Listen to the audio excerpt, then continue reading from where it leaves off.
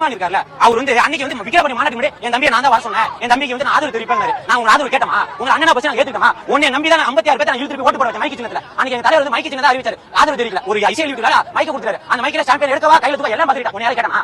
எங்களை ஏமாத்தி விஜய் ஆதரவு தெரிவிக்கன்னு சொல்லி ஓட்டு வாங்கிட்டு நீ வந்து அனில் குஞ்சாங்கற என்ன வாய்க்கு வந்ததா பேசுறேன். நேத்து ஒரு எம்ஜிஆர் எவ்வளவு பேர் தலைவர், அண்ணா எவ்வளவு பேர் தலைவர், ரெண்டு சனியை சேர்ந்து ஒரு சனியை சனிக்கிழமை தான் அது ஒரு ஆட்சியர் தலைவரா? இந்த வந்து நான் வந்து அண்ணன் தம்பி போன 2 நாளைக்கு முன்னாடி பேட்டி கொடுத்தாரு. என்ன சொல்றாருன்னா அண்ணன் தம்பி பிரச்சனை உண்டாக்குறீங்கன்னு கேக்குறாரு. அப்ப என்ன சொல்றாரு? நான் வந்து தம்பி எதிர்க்கல, கொள்கை திருத்த சொல்றேன். அப்படியே நீ கட்சி ஆரம்பிச்சா விஜய் எதிர்க்க கட்சி ஆரம்பிச்சா வேணா நீ நான் தமிழ் கட்சியை கழிச்சிட்டு நாங்க கொள்கை பரப்பு செயலாளர் தமிழ்நாட்டுல வாங்கிக்கோங்க. நாங்க இந்த கொள்கை திருத்தி வருவோம். தமிழ்நாட்டு மக்களுக்கு கொள்கை கட்சியில் இருக்க கொள்கை திருத்த உன்னை கொள்கை திருத்த சொன்னா அன்னைக்கு திராவிடத்துக்கு தமிழருக்கான போர். நீங்க வந்து ரசிகர்களுக்கும் கொள்கை கொடுத்தா போர். நீ எங்க இருந்தா எத்தனை படம் டைரக்ட் பண்ணிருக்க, எத்தனை படம் நடிச்சிருக்க, உன்னை நடிகர் சித்தரிக்குமா? நாங்க உங்களை பத்தி பேசுறோம். போற பக்கத்துல அனில் அவ எங்க பேசாத அடுத்த மைக்க எடுத்து பேச அனில் குண்டா அனில் இந்த அனில வச்சு 8% ஓட்டுவாங்க. அது மறந்துடாதீங்க. என்னைக்கும் நாங்க ஒரு எதுக்கு நோக்கமே கிடையாது. நாங்க பட்டே மக்கள் பணி செய்யறதுக்கு எங்க தளபதி கொண்டு வரோம். உனக்கு ஓட்டு வரல வரல உனக்கு மக்கள் பணி இருக்கல. நீ அதை பத்தி பேச வேண்டாம். எதுக்கு தளபதி பத்தி பேசணும்? அவர் என்ன பண்ணிட்டு போறாரு? சனிக்கிழமை வர ஞாயிற்றுக்கிழமை என்ன வர எங்களை பார்க்க வராரு. நாங்க இளைஞர் படை இருக்கோம். அவருக்கு நாங்க தான் ஓட்டு போறோம். நாங்க ஜெயிக்க போறோம். உனக்கு என்ன பிரச்சனை? உங்க மக்கள் தெரிஞ்சு போனா ஒரு இது வரைக்கும் நான் விக்கிரவாண்டி மதுரை மாநாடுல 100 கேபினட் போட்டுப்பாங்க. ஒரு கேபினட் 5000 பேர் இதற்கு நாம் தமிழ் கூட்டம் சேர்ந்துருக்கா. ஒரு கூட்டம் மட்டும் 5000 பேர் கூட்டம் வராங்க. அவர் 36 லட்சம் ஓட்டுறாரு. நாங்க வேற ஒரு மாநாட்டுக்கு எத்தனை லட்சம் பேர் கூடியிருக்கோம். எத்தனை லட்சம் பேர் ஓட்டு வருவோம். ஜெயிக்க அடுத்த எங்க தளபதிக்காக கூட நிப்போம். 2027 எங்க தளபதி பின்னாடி நிப்போம். அதுக்கு பின்னாடி நாங்க வாழ்வா சாவா எங்க இளைஞர் படையில எங்க தளபதி